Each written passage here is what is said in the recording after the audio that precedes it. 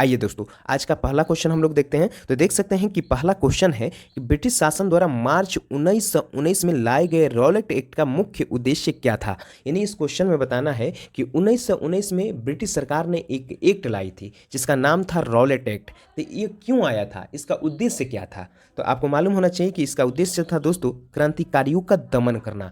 क्योंकि आपको मालूम होना चाहिए कि भारत में उस टाइम जब 1919 का दौर चल रहा था, उस टाइम मतलब भारत के लोगों में एकता दिख रही थी। आप देखेंगे कि मुस्लिम लीग और भारतीय राष्ट्रीय कांग्रेस दो अलग अलग पार्टी थी, इनमें भी एकता हो जाएगी 1916 में लखनऊ अधिवेशन में। आप देखेंगे कि वहाँ पर गरम दल नरम दल जो अलग अलग लड़ रहे थे वो लोग भी एकजुट होकर लड़ेंगे। भारत में जो लोग अलग अलग बिखरे पड़े थे वो सभी लोग को एकजुटता दिखेगी। इसी चीज़ को दमन करने के लिए इस एक्ट को लाया गया था जिसका नाम था रॉलेट एक्ट। आइए इसके बारे में और ज़्यादा फैक्ट को जानते हैं। तो देखिए, देख सकते हैं कि भारत में बढ़ रही क्रांतिकारी गतिविधियों को दमन करने के लिए, दमन का मतलब होता है दबाने के लिए, सरकार ने वर्ष 1917 में न्यायाधीश सिडनी रॉलेट की अध्यक्षता में एक समिति गठन की और इसका उद्देश्य था कि क्रांतिकारियों को कुचलने के लिए एक प्रभावी योजना का निर्माण करना। और इसके सुझाव पर मार्च 1919 में पारित विधेयक रॉलेट एक्ट के नाम से जाना गया। देखिए, इन सारे फैक्टों को आप एक लाइन में समझ सकते हैं दोस्तों कि मतलब इन सारी क्रांतिकारी गतिविधि जब भारत में बढ़ रही थी तो ब्रिटिश सरकार ने एक अपना अधिकारी भेजा भारत में, और इस अधिकारी का नाम था, न्यायाधीश था ये, और इसका नाम था सिडनी रॉलेट। ये क्या किया, भारत के संपूर्ण भारत का दौरा किया, और संपूर्ण भारत के दौरा किया तो इसको पता चला कि भारत में एकता बढ़ रही है, एकता बढ़ रही है। तो ये एक रिपोर्ट तैयार किया और उस रिपोर्ट में लिखा भारत में क्रांतिकारी गतिविधि बढ़ रही है, इनका दमन करना अति आवश्यक है, नहीं तो भारत में एक अलग माहौल खड़ा हो जाएगा। तो इस चीज़ को रिपोर्ट ये जब जाकर मतलब कि ब्रिटेन में पेश किया तो उसी पर ये लोग एक कमेटी बनाए, कमेटी मतलब एक एक्ट बनाए, और उस एक्ट का नाम था रॉलेट एक्ट। और वही रॉलेट एक्ट 1919 में आकर भारत में लागू हो जाता है, और बहुत निंदनीय रॉलेट एक्ट था। इसके बारे में हम आपको आगे बताएंगे विस्तार से, तो इतना जाने रहिए। आइए अगला क्वेश्चन देख सकते हैं। अगला क्वेश्चन भी इंपॉर्टेंट है कि जब रॉलेट एक्ट पारित हुआ उस समय भारत का वायसराय कौन था। आपसे पूछा जा सकता है कि 1919 में जब रॉलेट एक्ट आया तो उस टाइम वायसराय कौन था। तो दोस्तों इसका नाम था लॉर्ड चेम्सफोर्ड। लॉर्ड चेम्सफोर्ड जो था उस टाइम का वायसराय था, इस बात को ध्यान रखिएगा।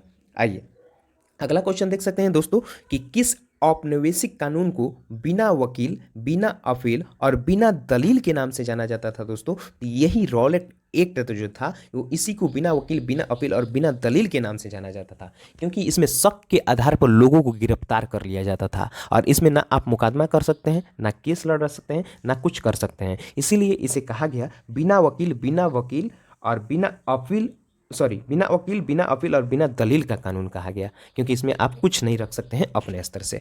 आइए अगला क्वेश्चन देख सकते हैं दोस्तों। अगला क्वेश्चन इंपॉर्टेंट है कि रॉलेट एक्ट के विरोध में किसके द्वारा देशव्यापी सत्याग्रह चलाने का निर्णय लिया गया। तो बता दें इनका नाम महात्मा गांधी है। महात्मा गांधी ने ये अपने अंदर संगठन बनाया और लोगों के बीच जाकर बताएं कि हम लोग इसके लिए एक देशव्यापी आंदोलन करेंगे जिसमें भारत के प्रत्येक लोग इस आंदोलन में शामिल होंगे। आइए अगला क्वेश्चन देखेंगे दोस्तों। अगला क्वेश्चन है कि रॉलेट एक्ट के विरोध में किसने लगान न देने के लिए एक आंदोलन चलाने का सुझाव दिया। तो इनका नाम है दोस्तों स्वामी श्रद्धानंद। बता दें स्वामी श्रद्धानंद ने रॉलेट एक्ट के विरोध में लगान क्या होता है, लगान मतलब भूमि है ना, अगर आप खेती वगैरह करते हैं तो उसका एक टैक्स भी कटता है, मालगुजारी आप इस टाइम कटाते हैं, उस टाइम उसको टैक्स कहा जाता था, वही न देने की बात रखी। इनका नाम था क्या, स्वामी श्रद्धानंद। इस बात को ध्यान रखिएगा। आइए आप देख सकते हैं अगला क्वेश्चन है the anarchical and revolutionary crime act 1919, मतलब the anarchical and revolutionary crime act 1919 को सामान्य बोलचाल में क्या कहा जाता है, तो रॉलेट एक्ट। रॉलेट एक्ट जो था उसका नाम इतना बड़ा है दोस्तों, the anarchical and revolutionary crime act 1919। इस बात को ध्यान रखिएगा और इसे शॉर्ट में रॉलेट एक्ट के नाम से जाना जाता है। आइए अगला क्वेश्चन देख सकते हैं। अगला क्वेश्चन है कि जलियांवाला बाग नरसंहार के पहले कौन सी महत्वपूर्ण घटना घटी थी। तो जलियांवाला बाग नरसंहार से पहले रॉलेट एक्ट पारित हुआ था, मतलब ये लोग जब कानून बनाए थे वही कानून भारत में पारित हो गया था। उसका नाम क्या था, the anarchical and revolutionary act 1919, जिसे हम शॉर्ट में रॉलेट एक्ट के नाम से जानते हैं। आइए अगला क्वेश्चन देख सकते हैं। अगला क्वेश्चन है कि जलियांवाला बाग हत्याकांड के बाद किस विख्यात व्यक्ति ने ब्रिटिश सरकार द्वारा प्रदान की गई नाइट हुड की उपाधि को वापस कर दिया। तो इनका नाम है दोस्तों रविंद्रनाथ टैगोर। जब ये रॉलेट एक्ट पारित किए तो लोग अपने अपने उपाधियां जो ब्रिटिश सरकार से मिली थी उसे लौटा दिए, जिसमें आप देखेंगे कि रविंद्रनाथ टैगोर ने एक ऐसे विख्यात व्यक्ति थे जिनको नाइटहुड की उपाधि दी गई थी, ये अपना उपाधि वापस कर दिए। आइए अगला एक्ट जो है ना वो क्यों घटित हुआ, इसका कारण क्या था, तो इसको समझिए। देखिए पहले क्या हुआ कि रॉलेट सत्याग्रह के दौरान पंजाब के दो लोकप्रिय नेता, एक का नाम था डॉक्टर सैफुद्दीन किचलू, देख रहे हैं कि डॉक्टर सैफुद्दीन किचलू ये मुसलमान समाज से आते थे, और दूसरा का नाम था डॉक्टर सत्यपाल मलिक, ये हिंदू समाज से आते थे। ये लोग क्या कर रहे थे कि जब ये रॉलेट एक्ट आया था तो इसी का विरोध कर रहे थे। कहाँ पर, तो पंजाब में कर रहे थे दोस्तों। एक हिंदू थे और दूसरा मुसलमान थे। इसके बाद क्या होती है कि इनकी गिरफ्तारी कर ली जाती है और ब्रिटिश का दमन विरोध करने में, मतलब ब्रिटिश का जो एक्ट आया था उसी का, मतलब वो एक्ट का एक प्रकार का क्या था, दमनकारी था, तो उसी को वो लोग विरोध कर रहे थे। तो विरोध करने के बाद इनकी गिरफ्तारी हो जाती है, और गिरफ्तारी के एवज में हिंदू समाज से और मुसलमान समाज से जो लोग आते हैं उनमें एकजुटता दिखी। उसके बाद क्या होता है कि 13 अप्रैल 1919 को बैसाखी का दिन होता है, और बैसाखी पंजाब का एक लोकप्रिय त्यौहार है। उसी दिन क्या होता है कि अमृतसर के जलियांवाला बाग में एक सार्वजनिक सभा बुलाई गई। सार्वजनिक का मतलब सभी लोग उस सभा में आ सकते हैं, और सभा बुलाई गई और इसी चीज़ का डिस्कस करने के लिए कि भाई सैफुद्दीन किचलू और डॉक्टर सत्यपाल मलिक को गिरफ्तारी हो गई है, क्यों हुई है, इसके लिए सभा बुलाई गई थी, जहां पर जनरल डायर द्वारा निहत्ती भीड़ पर गोलियां चलाकर 1000 लोगों की हत्या कर दी गई, और इस घटना में जलियांवाला बाग हत्याकांड से नाम से जाना जाता था। तो इसी चीज़ के लिए जलियांवाला बाग हत्याकांड हुआ, आप समझ गए होंगे।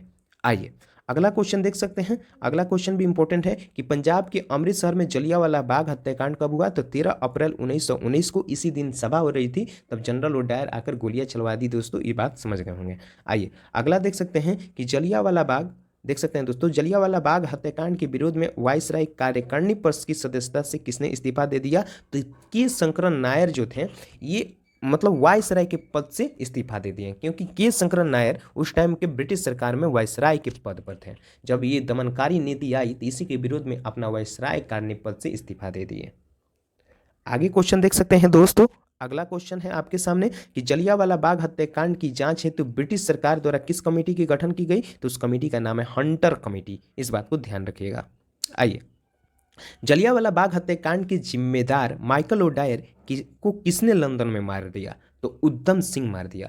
जब जनरल ओडायर गोली चलाने का आदेश दिया था जलियांवाला बाग हत्या में कांड के लिए, तो उसमें एक लड़का बच गया था जिसका नाम था उद्यम सिंह, और यही उद्यम सिंह शपथ लेंगे कि हम कहीं भी रहेगा जनरल ओडायर उसको मार देंगे, तो ये लंदन में जाकर इसको मार दिए।